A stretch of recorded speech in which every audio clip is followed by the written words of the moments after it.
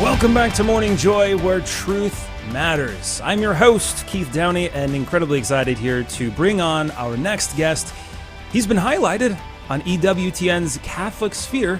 He's also an author and almost a household name on Instagram. Goes by Catholicism. Good morning, Brian Edwards. Welcome to the show. Hey, Keith. Thanks for having me. Oh, of course. Now, before we talk about this medieval mindset, I don't want to assume that everybody listening here is on Instagram. So tell us a little about yourself and your apostolate on Instagram.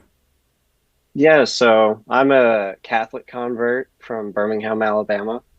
And I converted, I don't know, maybe like 10 years ago. But it wasn't a few years later after that I have like a real second, like heart conversion, like conversion of the heart. And around that time, I started writing some books.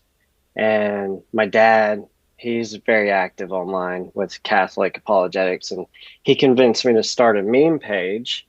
And I did so. And I wanted to really build something that I could, build a reader base with, because without that, it was just going to be my grandparents and my parents reading books. So that's what started it all. But it's been a lot of fun. Yeah, well, I mean, what I enjoy specifically about your content is that it challenges Catholics on both ends of the spectrum, but also Protestants, atheists. No one is safe at all when it comes to your content, and I love it. But it's important because you're not part of an echo chamber. It challenges us, and it really is authentic Catholicism delivered in a contemporary manner with humorous videos. And kind of speaking on that real quick, what would you say has been the biggest challenge of spreading the gospel in this manner? Sometimes, it's difficult to work with what these apps desire you to put out and what God probably desires you to put out. It's easy to fall into the trap of being like overly sensational or fixated on, overly relevant news and like hearsay and stuff like that. So it's kind of difficult sometimes to find like a middle, to work with both sides, both forces for good. Yeah, definitely. And we've talked about that on the show a couple of times. And it really means if the people are saying that are on Instagram, that means that they're in a good spot because they understand that struggle. And I've seen it too. You get a lot of pushback in the comments section. And obviously today, this whole month is dedicated to Mary. And I've seen you do some really great content on Mary. But how do we bridge the gap for those who simply don't understand the difference between venerating and worshiping her? Obviously, we don't worship her, but we venerate her. How do we bridge that gap? So, as a convert from Protestantism, I think my biggest struggle was understanding what worship was, because I didn't have the Eucharist growing up. I didn't have God. I didn't have God present, physically present in the Eucharist like that, truly present. So I didn't really have an idea of what worship was other than songs and prayers. Like that was the only form of worship I really knew. That's what I grew up with. So I think if more people understood what the Eucharist was and the sort of adoration and, respect we give the Eucharist, then they wouldn't be so hung up on the intercession of saints, because it's just prayer. I'm asking other people to pray for me, people that are alive now, because I hope that maybe they're in good with God. Maybe their prayers would be very effective, because we're told that the prayers of the righteous are effective. So that's why we have the intercession of the saints. Yeah, that's very helpful. I know Tim, our senior producer, was nodding his head in agreement with you. Seems to be a good way to kind of get around that thought. But so yeah, let's talk about the medieval Grindset. To the unfamiliar, Brian, what is the medieval grind set? So being online, I quickly fell into the trap of this sort of reactionary mentality where I was hyper fixated on the ongoings of things happening in places that I had no reach, you know. Mm-hmm. I had no reach over things that I really was out of my depth on.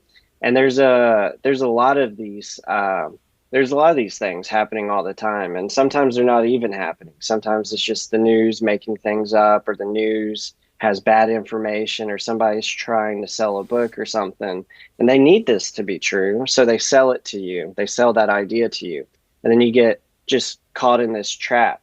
And people, there's people that, like myself, like I did, there's people that get, caught up in this, and it's just a repetitive cycle. It's like, oh, what's happening now? What's happening now? What's happening now?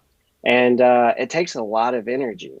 And I started realizing that entire hours of my life was being wasted on these sort of podcasters or fear mongers or whatever you want to call them. And you might just say like, oh, it's just a few minutes of taking in some information, but it adds up. If you're fixated on this subject or whatever, after a few years, you've spent weeks and weeks of your life, on the like hung up on this, and that's time away from your family and your immediate parish and your immediate community. And people are just overly socialized now in a big way that they live elsewhere. They might be here physically, but they are elsewhere. They're in another country mentally. They're totally off world. So medieval grind set is about refocusing your energy on what God has in front of you. Got it. So refocusing on the energy, right, that God gave us.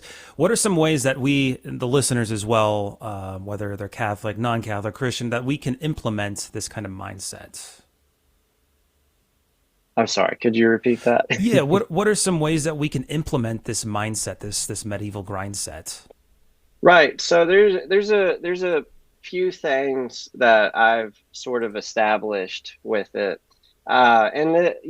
This is not totally original. This isn't news to anybody. It sort of should come naturally if you think about it.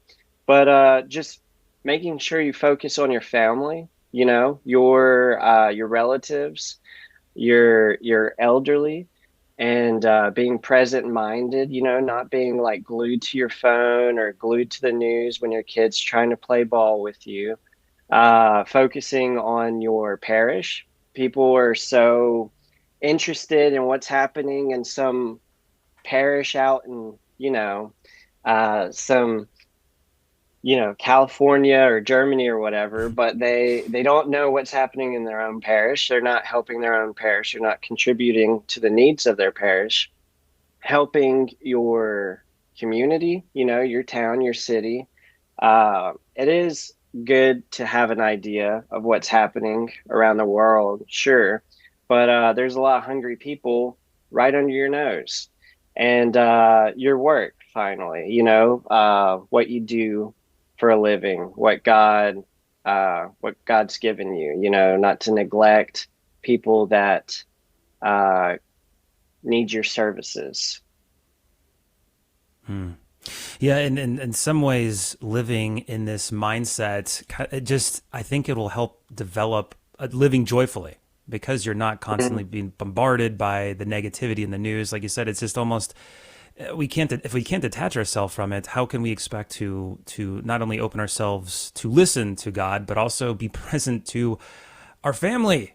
But with that being said, with all this consumption that we're doing on our phones, I mean, it's funny because you and I, we both are posting content that keeps people on their devices.